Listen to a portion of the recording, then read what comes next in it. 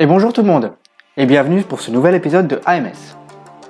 Avant toute chose, je tiens à remercier les communautés Manga Univers, Manga Anime Une Passion, Otaku FR et Manga Live pour leur soutien. Ce sont des communautés qui publient des choses à propos des mangas et des animes, comme vous l'aurez compris grâce à leur nom. Allez checker ça, je vous mets les liens dans la description. Donc aujourd'hui nous allons parler d'un anime que je trouve exceptionnel. On va parler de Aldnoah Zero. Et c'est parti pour le générique.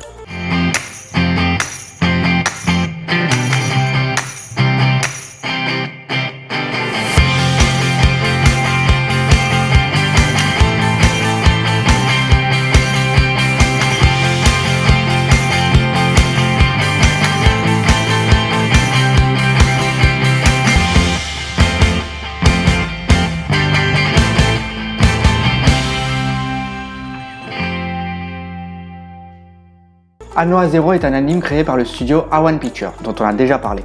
Donc Fairy Tail, Black Butler, Sword Art Online, tout ça. Mais également par le studio Troika, qui ont déjà diffusé Lord Elmeloy ou Recreators, mais ont également participé à des œuvres juste magnifiques, comme les films Fate Stay Night, Heaven's Feel, ou le célèbre Your Name de Makoto Shinkai. Pour en revenir à Aldnoah Zero, il existe également un manga de 4 tomes, jamais parvenu en France, et toute une pléthore de doujinshi. Mais pour ma santé mentale, je vous laisserai taper ça sur Google. Concernant l'anime, il y a 2 saisons de 12 épisodes chacune. La première est sortie du 5 juillet au 21 septembre 2014, et seulement 4 petits mois plus tard, la seconde est sortie du 10 janvier au 28 mars 2015. Et passons tout de suite à la version non spoil.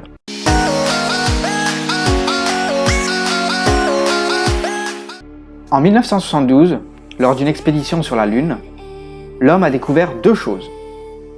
La première, un portail reliant la Lune et Mars, qu'on appelle l'Hypergate.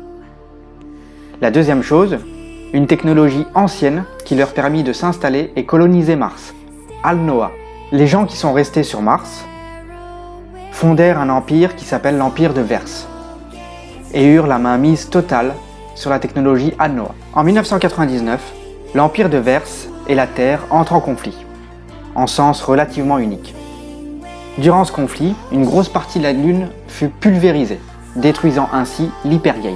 Enfin, en 2014, la princesse Asylum Verse Alucia se rend sur Terre afin de signer un traité de paix avec celle-ci, mais sera victime d'un complot et mourra lors d'une attaque terroriste. Le peuple de Verse entrera une nouvelle fois en guerre contre la Terre et sera bien décidé cette fois à éradiquer les terriens.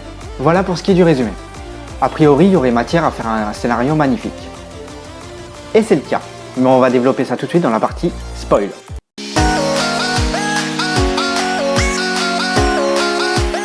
Le début de l'histoire nous présente la princesse Asylum Verse Alucia, qui souhaite établir un traité de paix avec la Terre et les chevaliers orbitaux en orbite autour de notre planète. La princesse sera prise pour cible par les terroristes et mourra.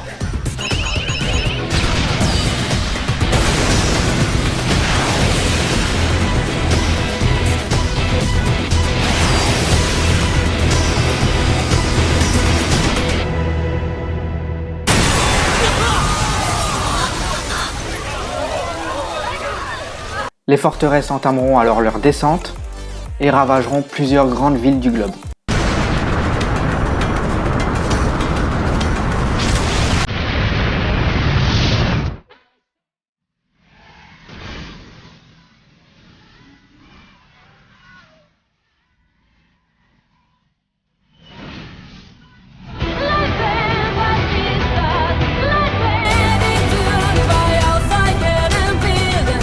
Ah! Brûlez! Brûlez! Tu te sens bien? Non, ça va pas. Ok, bref. Les 37 chevaliers orbitaux forment également 2 clans. D'une part, on a ceux qui soutiennent la princesse dans sa décision d'établir un traité de paix avec la Terre, et d'autre part, ceux qui sont totalement contre. Ces derniers fomenteront l'assassinat de la princesse, et il donnera une raison aux autres de déclarer la guerre qu'ils attendaient tant. Nous suivons Kaiduka Inaho et ses amis qui luttent pour leur survie. Ils rencontreront la princesse Asylum, qui est toujours vivante, et nous apprendrons que la princesse ayant été tuée n'était en fait que sa doublure. L'objectif est simple. Conduire la princesse au QG de l'Union pour qu'elle puisse contacter l'Empire de Verse et son grand-père, l'Empereur, afin d'arrêter cette guerre. Je vous présente aussi Slayn Troyard, un terrien au service de la princesse et du comte Crutéo, un chevalier orbital. Il apprendra rapidement le complot qui se joue et la survie de la princesse, mais ne pourra malheureusement avertir personne. Certains chevaliers ayant eux-mêmes fomenté l'assassinat de la princesse, il ne sait tout simplement pas à qui faire confiance. Il choisira donc le silence afin de poursuivre son enquête seul. Concernant Inaho, il a une capacité d'analyse exceptionnelle et une bonne coordination des stratégies, ce qui fera de lui un atout majeur dans cette guerre jusqu'alors à sens unique. Un peu plus tard, une trêve sera établie entre l'Empire de Verse et la Terre, ce qui permettra à Slayn de pouvoir voir l'empereur et lui annoncer que sa petite fille est toujours vivante. Malheureusement, un nouveau coup monté de la part du comte Zasbom, un autre chevalier orbital, relancera la guerre, mais cette fois-ci de façon officielle. バース帝国皇帝レイ・レガリア・バース・レイバースの名において改めて宣戦を布告する。地球を攻撃せよ。 Nous déclarons la guerre à la Terre. Anéantissez-les et asservissez les survivants. Oui, c'est ça. Allez, on retourne dans sa chambre. Mais j'aime pas les médicaments. C'est à ce moment-là que Slayn s'alliera avec Inaho, temporairement, dans le but de retrouver la princesse. Mais ne se comprenant pas l'un l'autre, leur alliance ne durera pas, et Slayn finira par s'écraser dans l'océan. Entre-temps, la princesse révélera son identité et mettra en marche un ancien cuirassé martien dont elle offrira le contrôle aux humains. Il s'appelle le Deucalion. Slayn, quant à lui, sera récupéré par le comte Crutéo. Il sera alors torturé afin de lui soutirer les renseignements dont il dispose. Lorsque le comte se rendra compte que Slayn cherchait la princesse seule, il se rangera de son côté avant de se faire attaquer et tuer par le comte Zasbom à l'origine de l'attentat contre la princesse. Il va le récupérer et lui annoncer ceci. クルーテオ伯爵は反逆者ではない。むしろ姫殿下に忠誠を誓う真の騎士。そして我こそがアセーラム姫殿下暗殺を企てた反逆者である。Les Terriens arriveront finalement au QG de l'Union et la princesse fera une déclaration pour annoncer sa survie et arrêter la guerre. Néanmoins, les communications étant contrôlées par le comte Zasbom, personne ne l'entendra jamais. Par contre, le comte saura exactement où elle se trouve et il lancera une attaque de très grande envergure contre le QG de l'Union qui répliquera. Et c'était ainsi que s'achève la saison 1.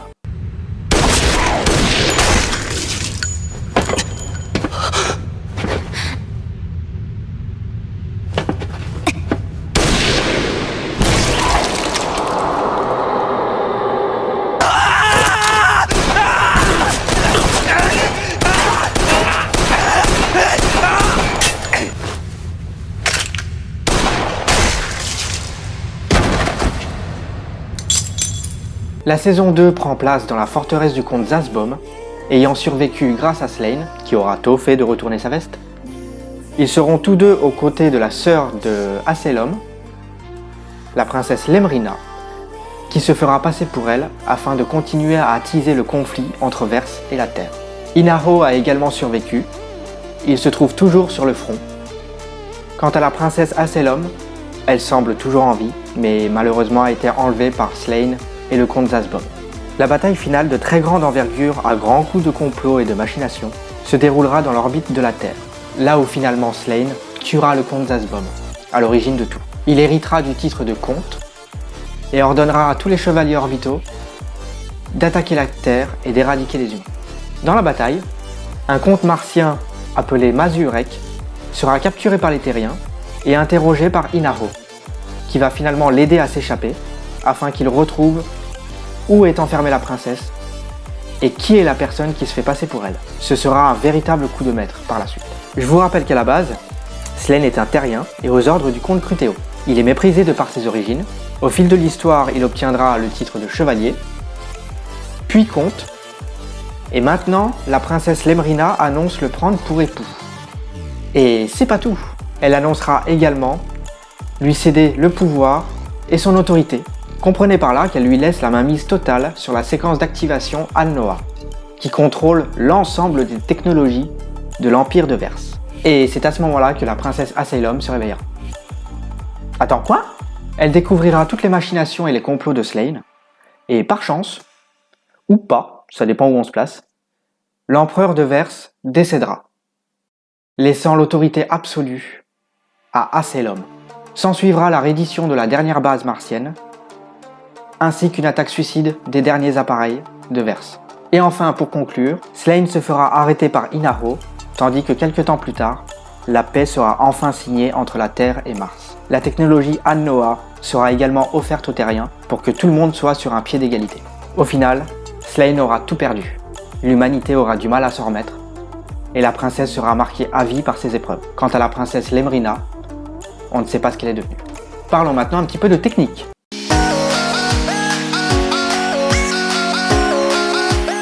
Commençons par le scénario. Il est vraiment très détaillé, bien écrit et complet. En même temps, quand on sait qui l'a écrit, c'est un peu normal. Il s'agit de Urobochigen. Ce nom ne vous dit probablement rien, mais sachez que c'est également lui qui a écrit les scénarios de Thunderbolt Fantasy, Psychopass, Chaos Dragon, Fate Zero ou encore Puella Magi Madoka Magica. Donc, ce monsieur il pèse dans le game. Et vous voyez le film Bubble, qui est très attendu.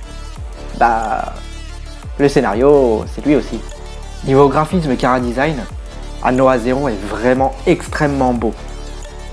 Même s'il aura bientôt 8 ans. Il y a beaucoup d'animes qui sortent maintenant et qui n'ont même pas cette qualité. Parlons un peu de tout ce qui est OST, opening et ending. Et là, j'ai matière à vous en parler. Puisque la personne qui gère tout ça est juste mon compositeur préféré. Dès que je vois un anime avec 7 personnes aux commandes, je cherche pas plus loin et je le prends. Il s'agit de Sawano Hiroyuki. Et si ce nom ne vous dit peut-être rien, ses musiques sont connues dans le monde entier. Quoi, vous me croyez pas? Ok, on va arrêter tout de suite la musique de fond. Et si je vous mets ça?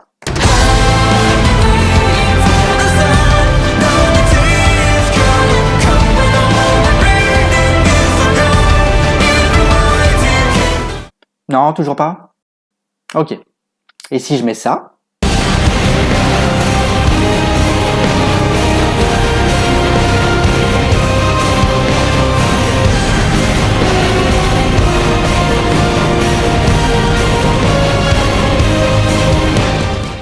Voilà. Donc en théorie, maintenant, tout le monde doit changer de sous-vêtements. Je vais vous laisser quelques secondes pour y aller.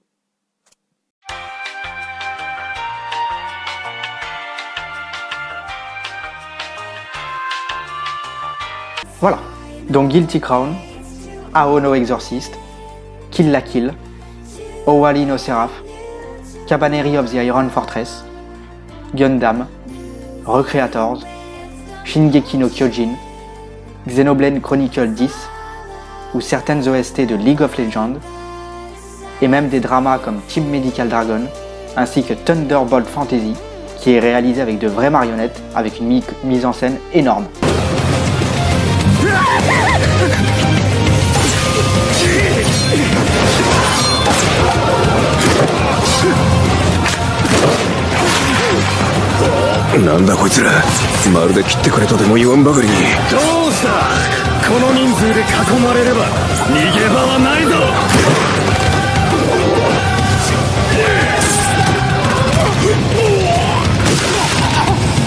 Toutes ces OST, c'est de Sawano Hiroyuki.